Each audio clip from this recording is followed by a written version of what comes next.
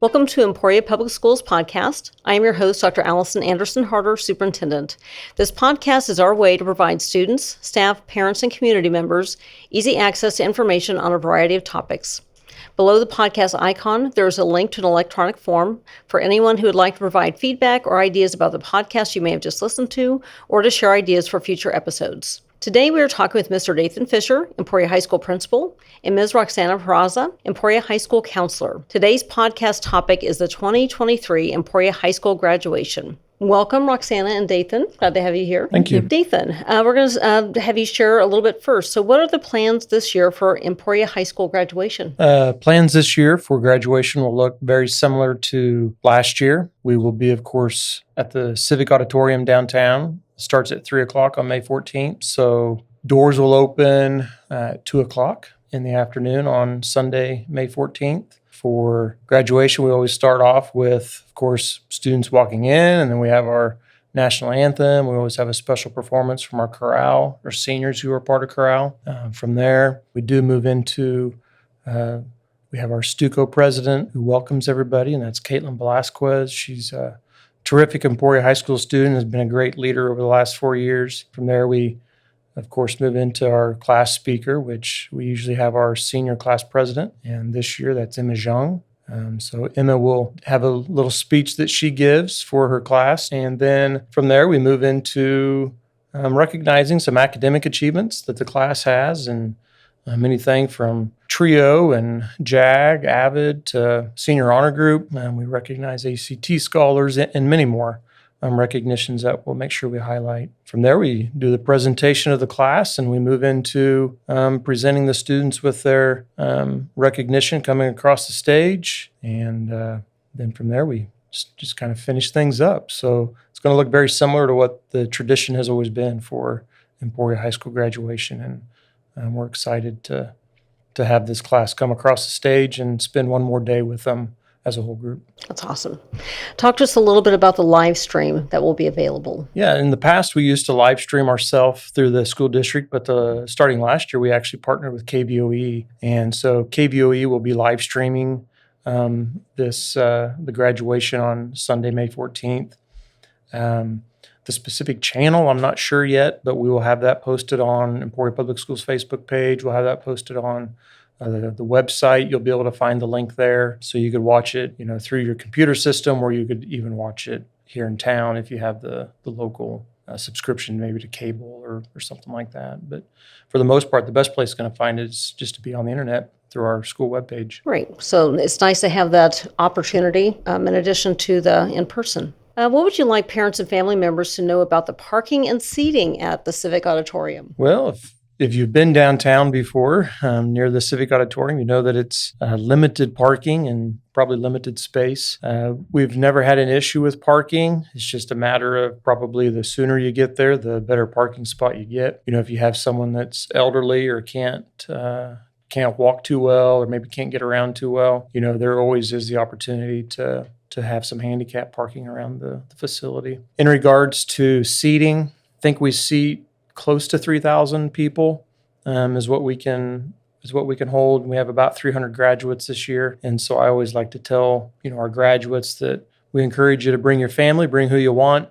Just know that if you get there too late, there might not be a seat. So most of the time, graduates are going to bring anywhere from 5 to 8 to I have seen some people bring 10 before, but there's usually enough seating, and we'll have handicap seating on the floor.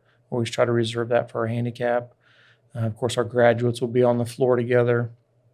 It always looks real nice, and the students enjoy walking in and having everybody cheer and clap and give them that last moment of kind of respect and accomplishment that they've achieved. Oh, very exciting time. Tell our listeners a little bit about the Emporia High School graduating class of 2023. What makes this class special? I think every class probably, of course, has their own special talents and what things that make them unique. Some things I can say about this class would be, they're close to having $1 million awarded in scholarships, which is fantastic. I don't think we've surpassed the $1 million mark for the last couple of years, and so I think this class has the opportunity to do that. We have multiple students who are going out of state that, are going to go do some things with their talents. For example, we have a couple going to University of Chicago to further their performing arts or to further their orchestra talents that they have. I think we have a student going all the way to North Carolina for med school. We have a very large group of students who are entering into the health field this year. We have 63 students who are part of our senior honor group. Of course, we have our 3 governor scholars who are terrific students. We have a national merit student.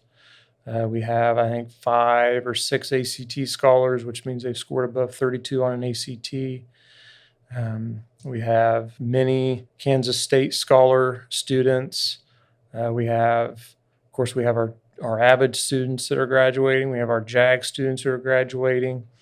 We have a handful of kids who are going to the military. We have a handful of kids who are going to tech college. Have a lot of kids staying local for college.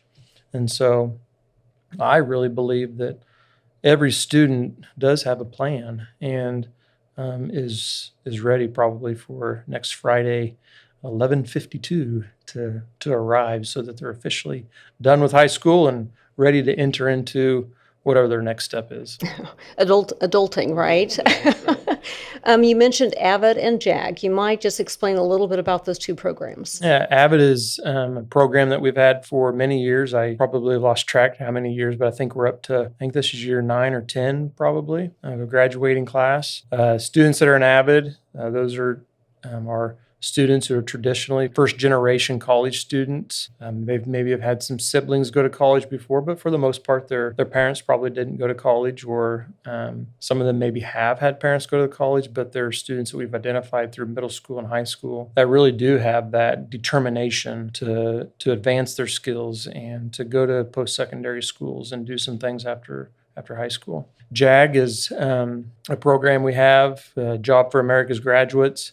And that program really looks for students who are ready to enter the workforce, students that are going to the military, students that also are doing maybe a post-secondary degree as well. There's a follow-up process that happens with those students. They are counseled and have access to our JAG teachers and the JAG program for a year after high school, which is very supportive for them.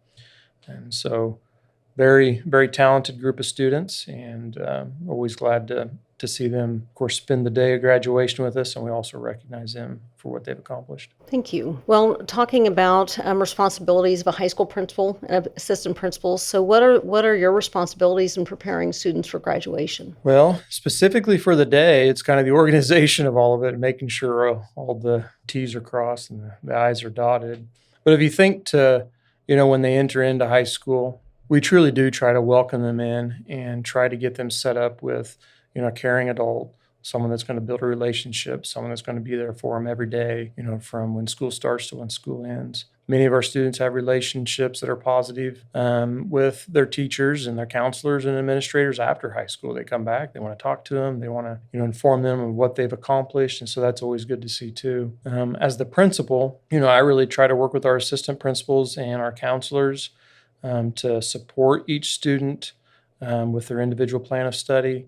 We also try to make sure as principals and counselors that we're working with families that need the extra support. We're trying to identify students that might need a special program, or trying to challenge students who, they might not need as much extra support at school, but challenge them with their academics and challenge them to take some of our more rigorous courses and challenge them to think about taking college classes. And so it's pretty wide range of what's expected of a principal and a counselor with students over their 4 years of high school. But I would say when it comes down to it, it's about trying to build that positive relationship, trying to let the students know that being involved, being active, and helping them build some of those character skills is really what we're there for. Great. And also understanding what earning credits mean, because that is something totally different at the high school level. Yeah, once a student gets into the high school, you got to get those 24 credits. And our counselors do a diligent job each year making sure students are in the right classes, making sure students are taking classes that fit maybe their interest areas. Our principals help with that as well. And so making sure credits are there is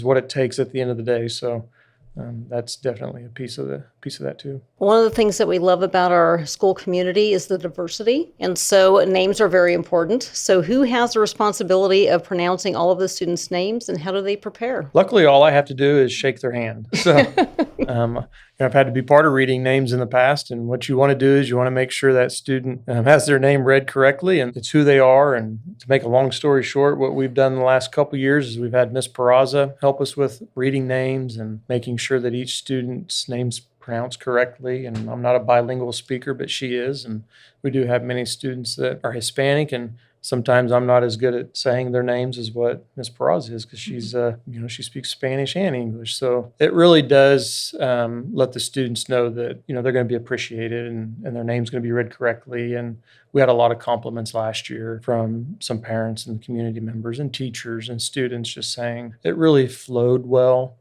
just having one person read our names. And so that's what we're going to continue to do this year. Ms. Peraza, you did do a great job last year, so it's exciting that you're going to continue. Well, we'll just go ahead and pop on over to Ms. Peraza. So talk to us a little bit as a high school counselor. What is your role with graduation? The high school counselor really is about doing the check-ins with the students related to their credits, making sure that they're on track to graduate, adjusting when it needs adjusted. So every year when we do enrollment, we really do talk about you're sitting at this many credits, you're falling a little behind. Have we thought about summer school? Have you thought about, different opportunities to catch up? And so really keeping our pulse on what's going on with each student is really important. So making sure that their credits are on track is the first piece. Wanting to make sure that they get to participate in that ceremony. It's super important to them. And sometimes if it's not as important to them, it's very important to their parent. And so making sure that we're also communicating with parents when maybe there's something that we are seeing they, are lacking a credit or that they are struggling with. And so just making sure that we help them get to graduation is the first piece. And then for us, we help with ushering them in, making sure that we're there with the families and telling them congratulations. They have worked really hard to get to that point, and so we want to make sure that's celebrated and that they know that we are proud of them. And so that's a big part of us also being present and making sure that, that they realize that we have seen them grow from ninth graders into seniors and are looking forward to seeing their accomplishments come to fruition. So in addition to classes and credits, what are the other responsibilities for high school counselors through their high school career? So I think making them aware of all their opportunities. One of the things that I always tell kids is you're very lucky to be in Emporia as a student. We have the tech college, we have the university, we have multiple pathways, we have AVID, we have JAG, we have multiple foreign languages that they can take. We have a good ELL program where we can support our students who aren't English speakers. We have a ton of opportunities for them. I think it's about making sure that they're aware of them and that they know that, if they need help filling out an application for the tech college or enrolling in a dual credit class, that's what we're there for. And then also helping their, CAP teachers understand how they can help them, and that's a point of contact for them, and making sure that those teachers have resources necessary. So it really is about the connection piece. We realize that the more connected a kid is to the school, the better that they do academically and just with their plans after high school. If they can figure out more or less a career path before they leave high school, that is ideal. And so them having pathways that they can try out and say, hey, I'm interested in engineering, taking a class or two, and then maybe seeing, actually, that's not exactly what I want to do in high school, is better than them getting to college and taking those classes for, a couple $1,000 and realizing that's not what they want to do. So those opportunities are important for them to know about. And we talk about it every single year at enrollment. And I think that they are getting better about asking questions too. That's one of the biggest things that I tell kids. Asking questions is one of the biggest skills that you'll have to learn in this life. And so just making them aware of their opportunities is probably one of the biggest parts of a counselor's role in a high school setting. You also might talk about students who might need counseling or extra support. What's available at the high school? Right. So we have 4 counselors on staff that we each have alpha splits. So it's by last name. So we're available. I think in the old times, it used to be very much like school oriented, getting them to a college or a career path. But now, in all our training, we are so much doing mental health support as well. And so that is a key element to also a successful student and making sure that they're okay and that is going to play a key role in them being successful also in their classroom setting. And so checking in with them, making sure that they also know that that's what we're available for. If they're struggling with either their own mental health or, a situation with other students or at home, we want to make sure that they're having those conversations and that we're available to them to have those conversations. So we know that there's ups and downs with this class specifically. This was a class that, with COVID starting, that was a big deal for them. That is a trauma that everybody had to endure at the same time. And so it is really great to see, the kids who are able to dig in and build resiliency skills and take advantage of opportunities. But we know that there's also some kids that struggle and making sure that they know that there's support at school. And then we also have partnerships with Crosswinds. So we have a therapist in the building for those kids who go through Crosswinds. And then we also have a social emotional coordinator that's half through us, half through Crosswinds. So it gives us a little bit of flexibility. We have communities and schools in the building. We have our school psychologists in the building. And so those are all resources for them to be able to tap into. And so it's multifaceted approach when we're helping some of these students, and some of them receive multiple supports. And also, I think the CAP teacher is really important to making sure that if there's a referral that needs to be made, I think CAP teachers see their kids at least 3 times a week for an hour, and they get to know them over the course of 4 years. And so we really do also, like I said, lean into our teachers and ask for them to help us support the students as well. Right. Really comprehensive. Yes. Talk a little bit about the credits and requirements for students to graduate. So as Mr. Fischer mentioned, 24 credits. That is what a student needs to graduate. Coming in from the middle school where they're not building up those credits for the most part, it's sometimes a learning curve for kids to understand. I have to keep passing these classes or I won't move on. And so that is something that as a freshman group, we definitely try to instill in them, hey, if you're not passing this physical science class, guess what? You're back in this physical science class for math, for science, for English. So students are going to have 4.5 English credits. They have to have 3 math credits. They have to have 3 science credits that include biology and physical science. They have to have 3 social studies credits that includes a social studies elective and U.S. history, world history, government, a fine arts credit. They have to have consumer ed credit. They have to have a PE credit. So those are all very specific classes that they have to make sure that they have on top of electives that they might like to take and stuff like that. So that's why it's important for us to meet with them year to year to make sure that we are not missing those credits. That would be probably a counselor's worst nightmare is to get to this point and say, I did not put you in a social studies elective or something. So we do these checks frequently throughout their senior year and going into senior year just to make sure that there's not these outliers that we didn't catch. So we do credit checks by hand as well. We'll pull their transcript and do these by hand to make sure they're accurate. But then we also have our Power School system that assists us with that and can also flag some things for us. So there is a lot of different ways to do it. But we also encourage the students every year at enrollment to do a credit check themselves so that they are also aware of the importance of those credits. There are certain situations where if a student was maybe in foster care throughout high school, that maybe a 21 credit option would be necessary, but that's not as typical. And so 24 credits is the magic number for the majority of our students. Well, it's great that you have the checks and balances because that would be a nightmare for everybody if Yes. that happened. Yes. What opportunities are provided to help students for life after Emporia High School? Yeah, so like I mentioned, we have our pathways, which is something that we are growing every year. We're trying to offer more pathways, trying to give them more opportunities, try new classes for our students to fit things that maybe they are interested in. Now, we don't have pathways for every single career path like theater or art. Those we don't have designated pathways for, but we do try to encourage them to look at ways that they can maybe like, if they're interested in theater, hey, have you tried the education pathway? Maybe you could think about a theater teacher, or just trying to challenge their thinking a little bit on those types of things to really have them think about their life after high school and what that will look like and what's going to make them the happiest. We know not every single kid is going to be college bound, and that's 100% okay. I think that there's plenty of need in the workforce out there right now. So we also have partnerships with like Kansas Works, where they will also come in and maybe do some presentations for us. But we have a college and career fair always in the fall, where we have dozens, if not close to 100 colleges come out from the state of Kansas. So it's early on in their senior year, so they can go around, ask questions, see what they need to do to get accepted, not miss some of those important deadlines. And then in the JV gym, we have our career fair. So for those students who maybe aren't thinking that college route, or maybe they're thinking both, and they can pair up with an employer who's willing to do some tuition assistance. And so it's really thinking about like all the different approaches. We also have college visitors and military personnel and just all types of people coming to visit us during the school year. They set up tables at lunches, are available to our students so that they can ask those questions as well. We have FAFSA completion events in the fall as well. So for those students who are going to be college bound, especially for those families that maybe a parent hasn't gone to college, need that extra support, we offer FAFSA assistance in Spanish and English on those evenings. And then also as counselors, we will more than happily meet with the student to help finish that FAFSA application as well. And then we also had Apply Kansas Day, where we invited our senior class to come in and submit college applications. And for every college application that they submitted that day, their name was entered in a scholarship drawing that the Emporia State Federal Credit Union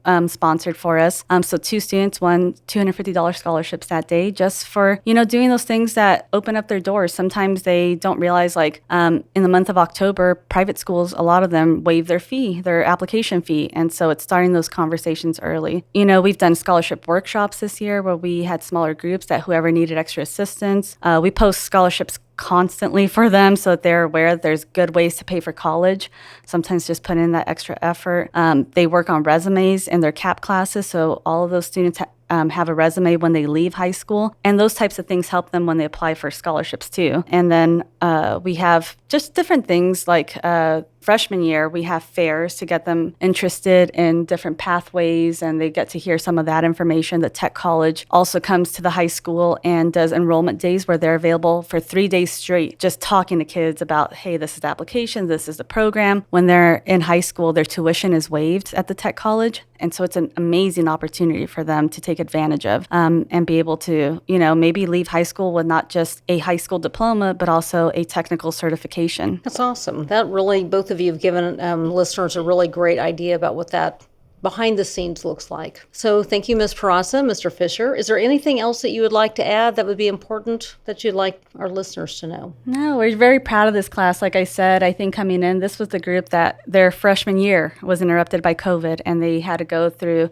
different types of learning and, maths and all types of things that was a lot for them to take in and learn, and also be able to make the most out of the situation. And we are really proud of them as counselors. I know in our department, and we know that it takes a village between the teachers, our admin, our counselors, our parents, and so it is important, I think, to just reiterate how proud we are of them. Proud of them for, even for our students. I just hope they choose something that they're going to be happy doing, and now's the time to start thinking about that and maybe experimenting more when you're in post-secondary about what do you really love to do and what are you going to do to make yourself happy. So that's maybe what I would leave them with. That's great. Well, thank you both. Appreciate your time. As we conclude this episode, we would like to remind our listeners to keep tuning in for future episodes on a variety of topics focused on our district's work. We will end on our Emporia Public Schools mission statement. We engage, we empower, we inspire. Thank you for listening, and watch for upcoming episodes.